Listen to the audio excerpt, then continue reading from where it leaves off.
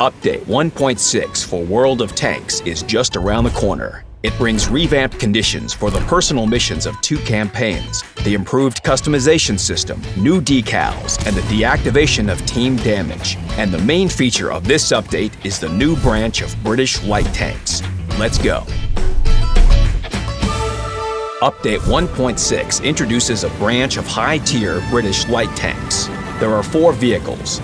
These light tanks will follow on from the Cromwell, the Tier 6 medium tank. The British Quartet aims to cover the gameplay styles of passive scouting and fire support, and the vehicles have common distinctive features, small size and good concealment. The light tanks start with the GSR 3301 Setter. It's small, stealthy, and has good dynamics. This vehicle is a perfect introduction to the British Scout branch, but it's more of a transitional tank between the medium and light tanks. The situation is more interesting at Tier 8. The vehicle here is the LHM-TV. Basically, it's a fast, powerful, and dangerous version of its predecessor. The concealment is just as good. There's almost no armor, and the gun does the job. The damage per shot is 230. The rate of fire is 6 shots per minute, and the armor penetration with a standard shell is 226 millimeters. No other Tier 8 light tank can do this. Next in the line is the GSOR 3301 AVR-FS. Like its predecessors, this tank is an excellent scout. Although all its characteristics suggest support, this little guy can hit back. The crown of the branch is the Tier 10 Manticore light tank, a monster with the body of a light tank and the gun of at least a heavy tank that doesn't seem to have any complexes. Its characteristics logically continue the branch and meet the expectations of a Tier 10 vehicle.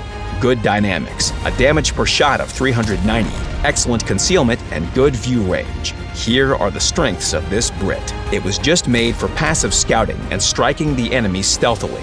You can already try and rate the British light tanks. Personal missions for artillery were changed with Update 1.6. The hardest missions requiring stuns in the long-awaited backup and second front campaigns became easier. Also, changes were made to the missions for the Object 279E operation.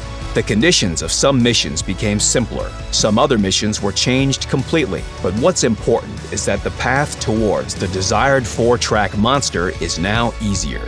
Big changes were made to the customization system. Previously, the process of applying decals wasn't intuitive enough. That's why we improved it. Putting customization elements on your vehicles is now more convenient, clearer, and simpler. New font options were added for tactical numbers, along with new square decals.